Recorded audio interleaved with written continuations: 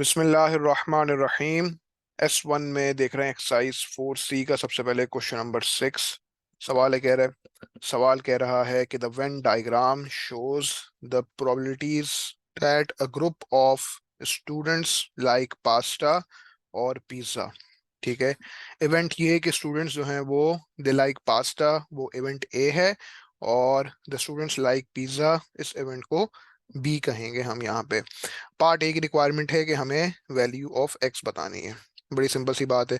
Since हमें पता है कि sum of all the probabilities is equals to 1, therefore हम कह सकते हैं कि 0.4 प्लस एक्स प्लस 0.3 प्लस 0.05, इस सब का सम जो है वो 1 के इक्वल होगा।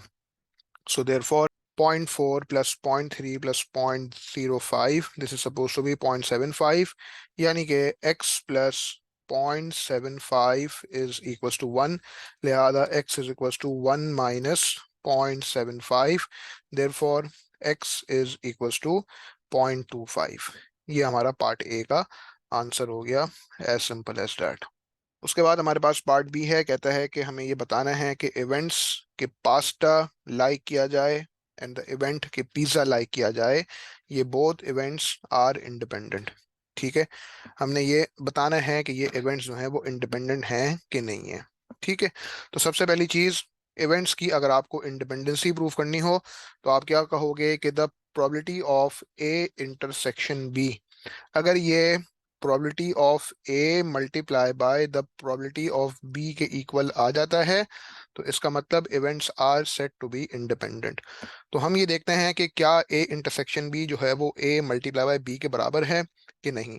तो सबसे पहले आप ये देखो कि what is the probability of A intersection B, मतलब कि ए और बी के बीच में क्या ओवरलैप है, क्या कॉमन है, और वो हमें पता है कि एक्स है, और एक्स की वैल्यू हम निकाल चुके हैं जो कि 0.25 है।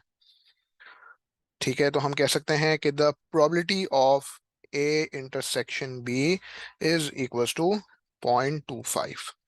और फिर उसके बाद आप ये देखो कि what is the probability of event A. A का मतलब क्या है कि स्टूडेंट्स जो हैं वो पास्ता लाइक करते हैं।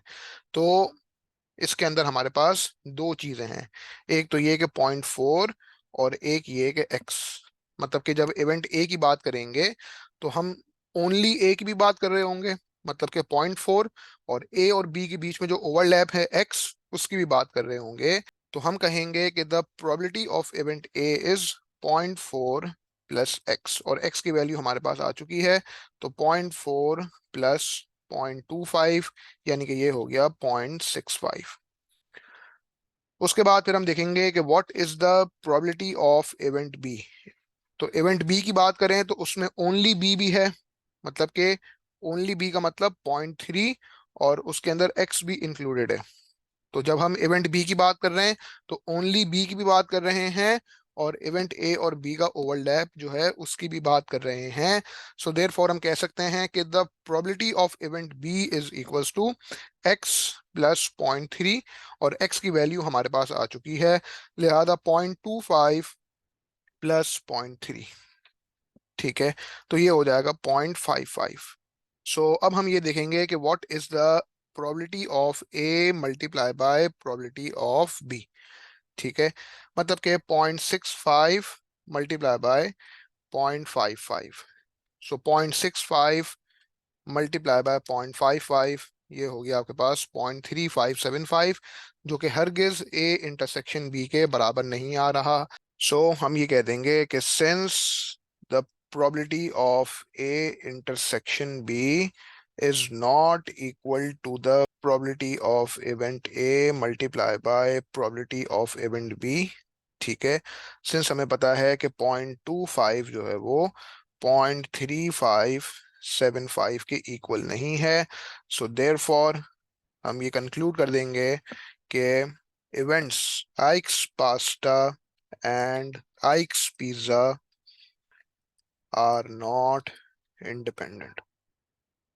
ठीक है। तो सवाल के कॉन्टेक्स्ट में हमने ये बात बता दी कि ये दो इवेंट्स जो हैं वो इंडिपेंडेंट नहीं है।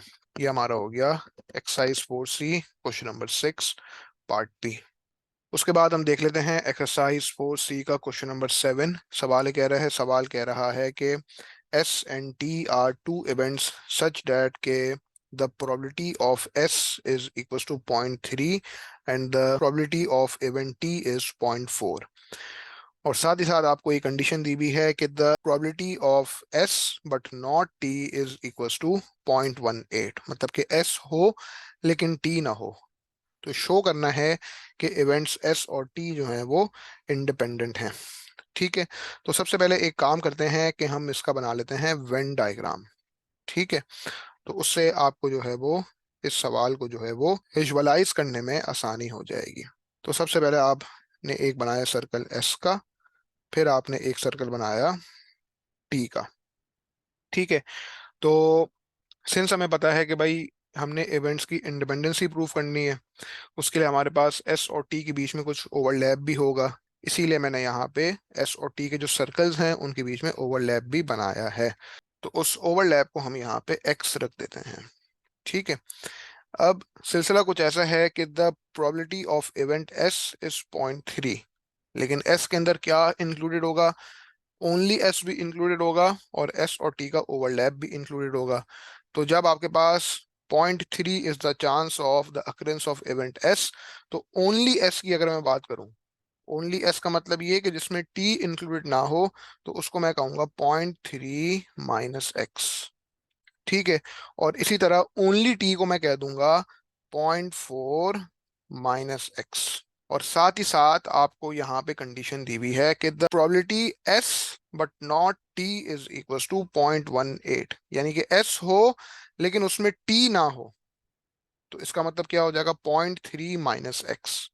ठीक है, सो देयर फॉर हम कह सकते हैं कि 0.3 माइनस एक्स ये किसके बराबर है? 0.18 के बराबर है। लिहाजा x की वैल्यू क्या हो गई? x is equal to 0.3 minus 0.18। So therefore x is equal to 0.3 minus 0.18, x is equal to 0.12। ये आपके पास s और t के बीच में ओवरलैप आ गया, एज सिंपल एज दैट। तो अब शो करना है कि S and T are independent, और X एक्चुअली है क्या? इवेंट S और इवेंट T के बीच में ओवरलैप है, यानी कि इनमें कॉमन, यानी कि इंटरसेक्शन। सो इसका मतलब ये हुआ कि therefore we can say that कि the probability of S intersection T is equals to 0.12। तो अब हमें ये देखना है कि what is the probability of event S multiply by probability of event T। ठीक है, यानी कि S मल्टीप्लाई बाय T किसके बराबर हो जाएगा? 0.3 मल्टीप्लाई बाय 0.4 के, जो कि 0.12 के इक्वल होता है। So therefore we can say that since the probability of S intersection T is equal to the probability of S multiplied by probability of T, therefore events S and T are independent। Therefore events S and T R independent. ये आपका part A हो गया, as simple as that. उसके बाद हम देख लेते हैं पार्ट बी का। पार्ट वन कहता है कि find the probability of S and T. इसका मतलब क्या हुआ? इसका मतलब हुआ probability of S intersection T, और वो हमने ऑलरेडी निकाल ली है, जो कि 0.12 है। ठीक है, ये तो सिंपली पार्ट बी के पार्ट वन का आंसर हो गया।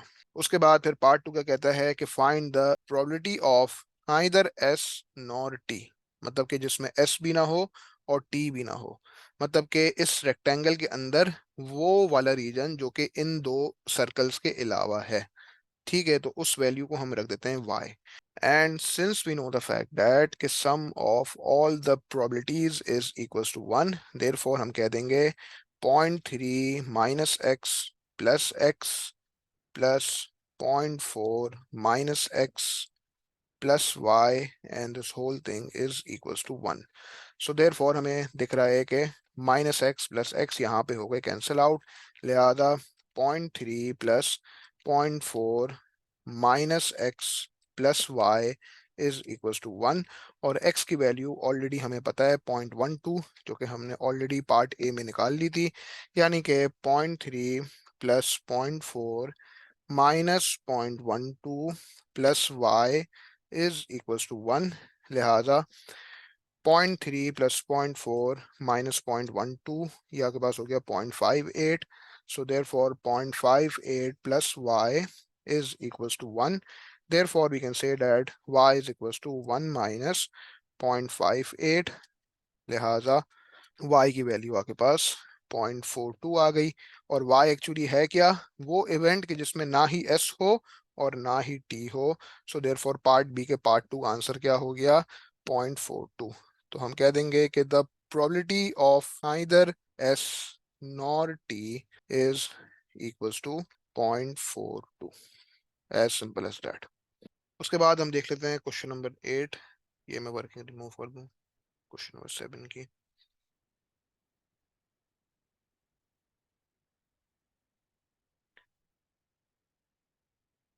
ऑलराइट, जो सवाल ये कह रहा है कि W and X are two events such that कि the probability of event W is equals to 0.5 and the probability of event W and not X is equals to 0.25 and the probability of either W or X is equals to 0.3.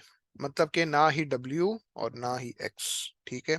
State with a reason whether W and X are independent events. ठीक है. तो सबसे पहले हम help ले लेते हैं एक वेन डायग्राम की. सबसे पहले एक सर्कल बनाया फॉर इवेंट W और फिर एक सर्कल बनाया फॉर इवेंट X. ये हो गया circle for W and this is the circle for X. ठीक है. और इसके बीच में जो ओवरलैप है उसको हम लेट से स्मॉल a कह देते हैं. सो सिंस हमें पता है कि the probability of event W is equals to 0.5, तो अगर ओनली W की बात की जाए तो इसका मतलब 0.5 माइनस a हो जाएगा. और सिंस हमें पता है कि the probability of W and not X is equals to 0.25, तो इसका मतलब वो किसके बराबर है? 0.5 माइनस a. यानी कि इवेंट X ना हो लेकिन इवेंट W हो. तो ये जो मैंने यहाँ पे शेड किया है ये आपके पास 0.25 के बराबर हो जाएगा. सो देयरफॉर हम कह देंगे कि 0.5 minus a is equals to 0.25. लिहाजा a की वैल्यू हो गई 0.5 minus 0.25. So therefore a is equals to 0.25. और a एक्चुअली है क्या? W और X के बीच में ओवरलैप, यानी कि इनके बीच में इंटरसेक्शन. सो देयरफॉर हम कह देंगे कि the probability of event W intersection X is equals to 0.25. ठीक है. तो हमें ये बताना है कि ये इवेंट्स इंडिपेंडेंट हैं कि नहीं. तो दूसरी इंफॉर्मेशन आपको जो दी हुई है वो क्या कि the probability of either W nor X is equals to 0.3. मतलब कि ना ही X और ना ही W, तो ये हो जाएगा 0.3. तो हम एक काम करते हैं कि the probability of event X जो कि हमें नहीं पता उसको हम रख देते हैं B, स्मॉल b. तो अगर ओनली X की बात की जाए तो वो B माइनस a हो जाएगा. ठीक है. और अब हम यहाँ पे इक्वेशन बना सकते हैं. और वो इक्वेशन बनाने का फायदा क्या होगा? वो इक्वेशन बनाने का फायदा ये होगा कि हमें b की वैल्यू पता चल जाएगी. तो फिर हम इवेंट्स की इंडिपेंडेंसी जो है वो हम चेक कर सकेंगे कि क्या ये दो इवेंट्स इंडिपेंडेंट हैं कि नहीं. ठीक है. तो since we know the fact that कि sum of all the probabilities is equals to 1, therefore हम कह सकते हैं कि 0.5 minus a plus a plus b minus a plus 0.3 is equals to 1. ठीक है. और यहाँ पे हमने देखा कि माइनस a प्लस a हो गए कैंसिल आउट. देयरफॉर इक्वेशन क्या रह गई? 0.5 plus b minus a plus 0.3 and this whole thing is equals to 1. और a की वैल्यू हमारे पास 0.25 आ चुकी है.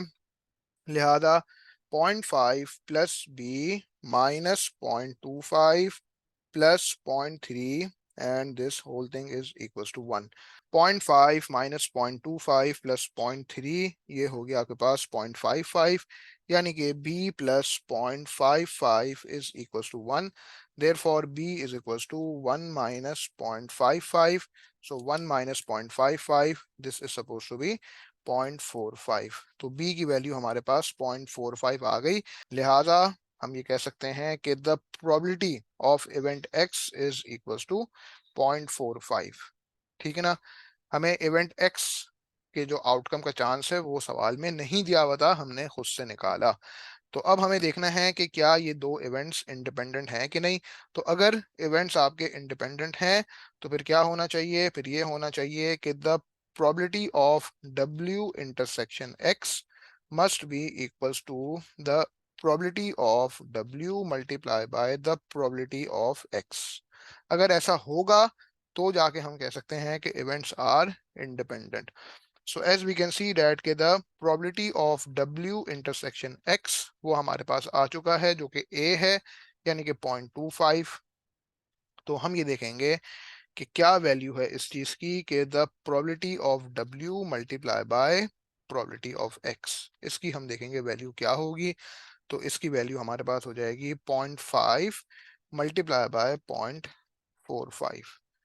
तो ये हो गया 0.5 मल्टीप्लाई बाय 0.45 जो कि होता है 0.225, जो कि हरगिज W इंटरसेक्शन X के बराबर नहीं है।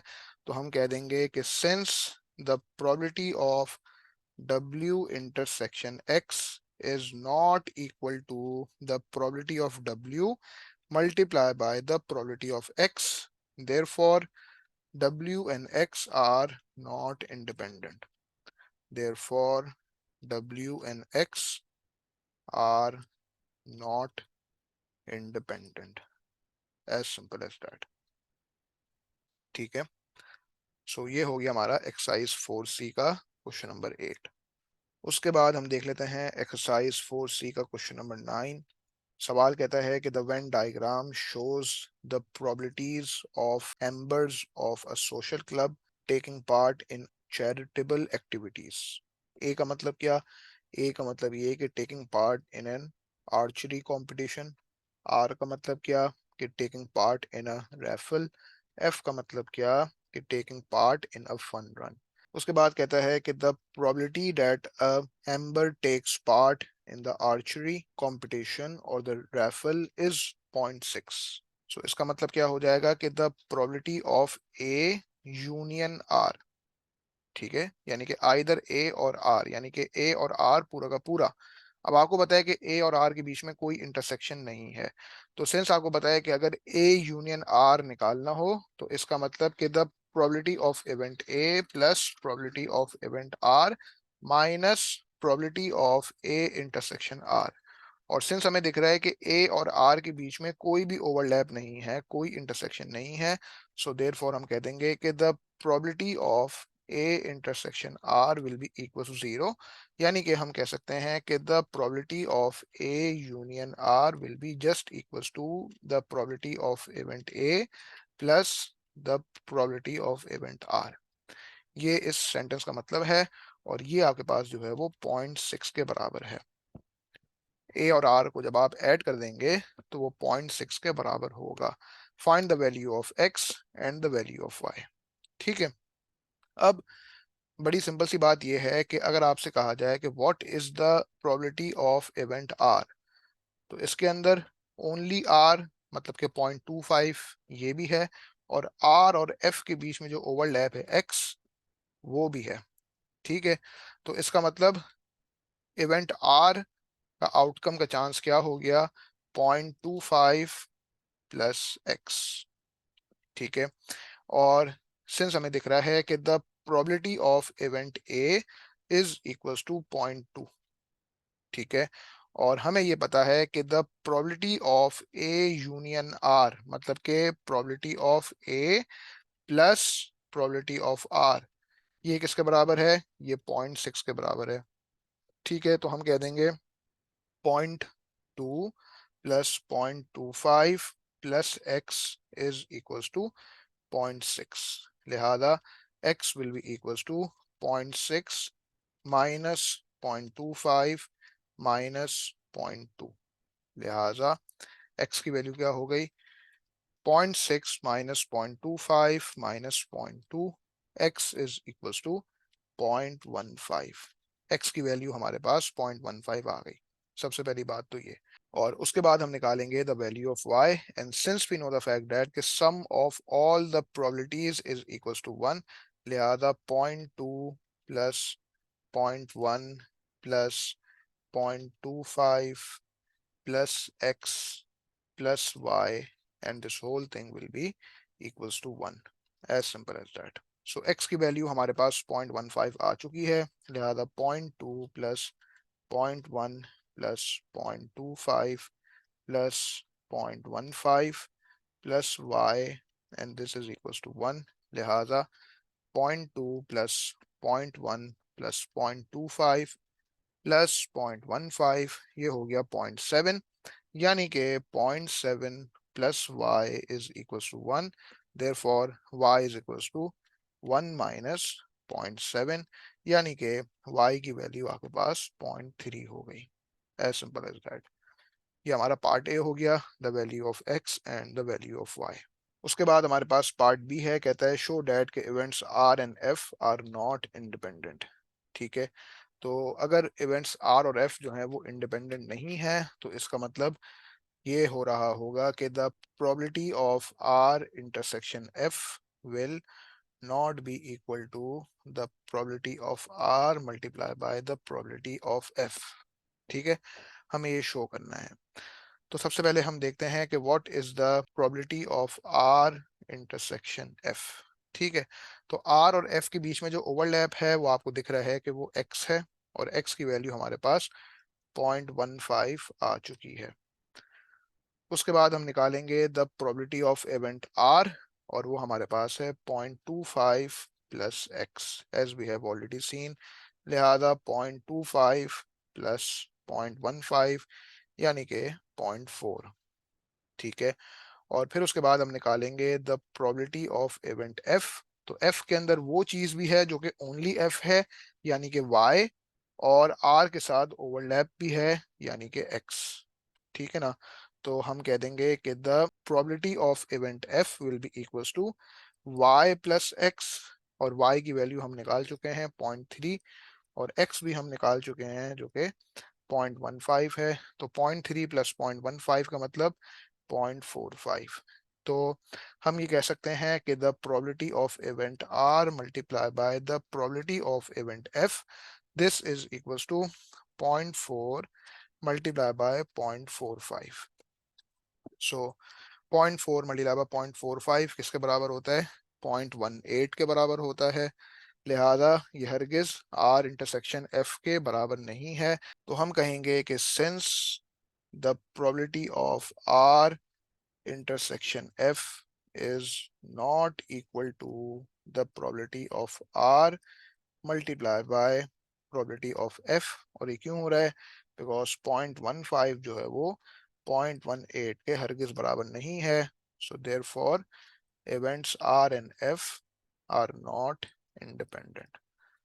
Therefore events R and F are not independent.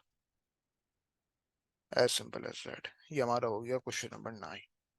उसके बाद हम देख लेते हैं एक्सरसाइज 4C का क्वेश्चन नंबर 10 और फिर ये एंड करते हैं लेक्चर. सवाल ये कह रहा है, सवाल कहता है कि in the Venn diagram shown here given that events A and B are independent find the two possible values for P and Q. ठीक है, अब सिलसिला कुछ ऐसा है कि इवेंट्स ए और बी अगर इंडिपेंडेंट हैं तो हम कहेंगे कि the probability of A intersection B is equals to probability of A multiply by the probability of B. ठीक है, तो ए इंटरसेक्शन बी क्या है, ए और बी के बीच में ओवरलैप यानी कि कॉमन वो क्या है, पी. तो हम कहेंगे कि P is equals to what. सबसे पहले आप देखो कि what is the probability of event A का मतलब क्या कि ओनली ए भी होगा और ए और बी के बीच में जो ओवरलैप है वो भी होगा, यानी कि हम कहेंगे कि the probability of event A is 0.42 plus P. ठीक है, और ये हो जाएगा multiply with the probability of event B, और इवेंट बी का मतलब क्या है कि ओनली बी भी है, ओनली बी का मतलब 0.11 और ए और बी के बीच में ओवरलैप यानी कि पी. तो हम कह सकते हैं कि the probability of event B is 0.11 plus P. ठीक है, इस इक्वेशन को पहले हमने सॉल्व करना है और हमें चाहिए two possible values of P. Once हमारे पास two possible values of P आ जाएंगी तो फिर हम two possible values of Q भी निकाल सकेंगे. So P will be equals to what. पहले आप क्या करो, 0.42 को मल्टीप्लाई करा दो विद 0.11. 0.42 मल्टीप्लाई बाय 0.11, ये हो गया आपके पास 0.0462. फिर उसके बाद 0.42 मल्टीप्लाई बाय पी. फिर उसके बाद p मल्टीप्लाई बाय 0.11 और प्लस पी स्क्वायर. ठीक है, तो हमारे पास इन टर्म्स ऑफ p बन गई एक क्वाड्रेटिक इक्वेशन, यानी कि 0.42 प्लस 0.11 ये हो गया 0.53. तो हम कह सकते हैं कि p square plus 0.53p plus 0.0462 is equal to p. लिहाजा p स्क्वायर और फिर यहाँ पे 0.53 -1 हो जाएगा, तो हम कह सकते हैं p square minus 0.47p plus 0.0462 is equal to 0. ठीक है, ये हमारे पास इन टर्म्स ऑफ p आ गई एक क्वाड्रेटिक इक्वेशन. इसको हम सॉल्व कर लेंगे बाय द क्वाड्रेटिक फॉर्मूला, यानी कि p is equal to minus B plus minus under root of B square minus 4ac completely divided by 2a. ठीक है, तो a is equal to 1, b is equal to minus 0.47 and c is equal to 0.0462. लिहाजा p will be equals to minus minus 0.47 plus minus under root of minus 0.47 का square minus 4 times 1 times 0.0462 completely divided by 2a, यानी कि completely divided by 2 times 1. ठीक है, so p will be equals to 0.47 plus minus under root में क्या आ रहा है भाई देख लो. तो अंडर रूट के अंदर आ रहा है 0.0361. ठीक है, and this is completely divided by 2. लिहाजा p की एक वैल्यू क्या हो गई, 0.47 plus under root of 0.0361 divided by 2. p की एक वैल्यू आपके पास 0.33 हो गई. ठीक है, और इसके अलावा 0.47 minus under root of 0.0361 divided by 2, p की दूसरी वैल्यू हो गई 0.14. ठीक है, these are the two possible values of p. तो अब हमें two possible values of q भी निकालनी है, and since we know the fact that के sum of all the probabilities is equal to 1, therefore we can say that 0.42 plus p plus 0.11, ठीक है, plus q and this whole thing will be equal to 1. लिहाजा अगर आपने q निकालना हो तो 1 minus 0.11 minus 0.42 minus p कर देंगे. ठीक है, यानी कि 1 माइनस 0.11 माइनस 0.42 ये कितना हो गया 0.47. लिहाजा q की वैल्यू निकालने के लिए 0.47 माइनस p कर देंगे. तो जब p की वैल्यू आपके पास 0.33 है, सो q की वैल्यू हमारे पास है 0.47 minus 0.33. So 0.47 minus 0.33, this is supposed to be 0.14. Q की वैल्यू हमारे पास 0.14 आ गई. ये उस वक्त है जब P की वैल्यू 0.33 है, और जब P की वैल्यू हमारे पास 0.14 है, ठीक है, तो Q क्या है, Q is equal to 0.47 minus 0.14, यानी कि Q की वैल्यू 0.33 हो जाएगी. ठीक है भाई, तो जब p की वैल्यू 0.14 है, so q is equals to 0.33. This is supposed to be your final answer. These are the two possible values of p and q. तो ये आज हमने एक्सरसाइज 4C के जो है वो एग्जाम स्टाइल सवालों की प्रैक्टिस देखी. अल्लाह हाफिज.